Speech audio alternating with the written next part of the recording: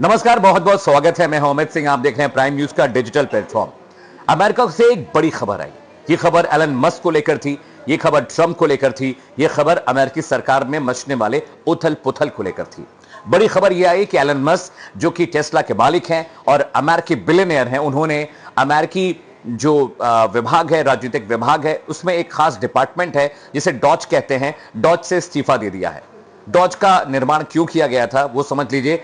Dodge बनाया गया था सरकार के फिजूल खर्ची को रोकने के लिए। और ट्रंप जब सत्ता में आए, ट्रंप जब दूसरी बार अमेरिका के राष्ट्रपति बने, तो उन्होंने एलन मस्क को यह जिम्मेदारी दी कि आप सरकार के फिजूल खर्चों पर लगाम लगाएं।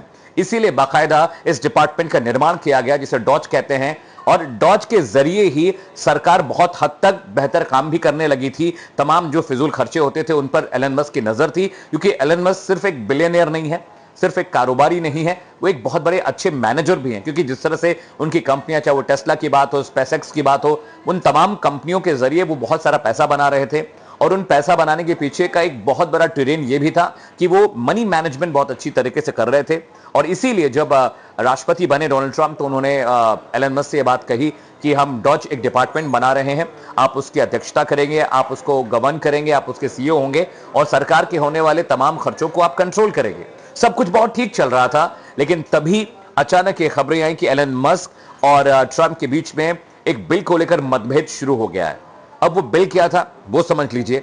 उस बिल में तमाम तरह के जो डायरेक्ट इनडायरेक्ट टैक्सेस हम जो इंडिया में भरते हैं, वैसे ही बहुत सारे टैक्सेस में कटौती की बात कही गई थी।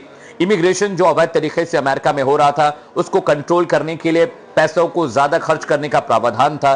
बॉर्डर की सिक्योरिटी के लिए, घुसपैठ को रोकने के लिए अमेरिकी सरकार ने एक बहुत बड़े बजट का प्रावधान किया था, उसका उसमें जिक्र था।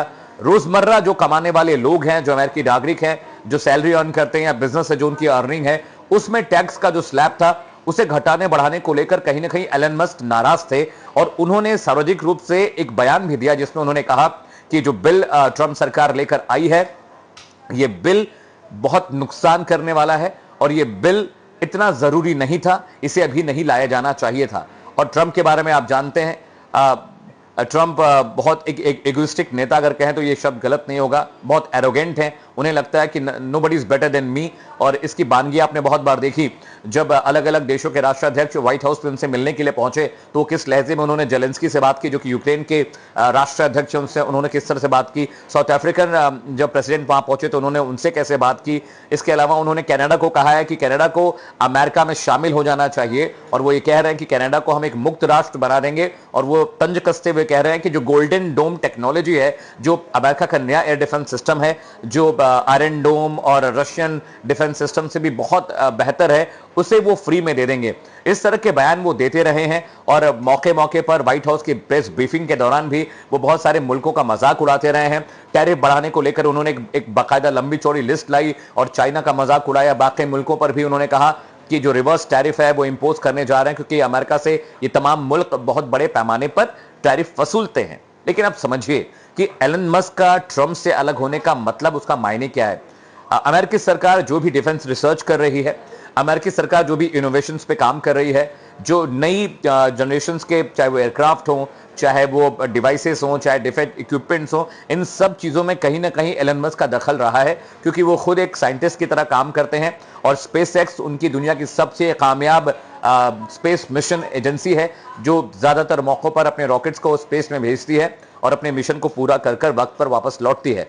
डॉज से अलग होने के बाद कहीं ना कहीं एलन मस्क दुखी जरूर है, लेकिन ट्रंप के लिए बहुत बड़ा नुकसान यह है कि उनकी जो डिफेंस रिसर्च है, उनके जो आर&डी है, उस पर कहीं ना कहीं विराम लगेगा, क्योंकि एलन मस्क को ये सारी जिम्मेदारियां दी गई थी।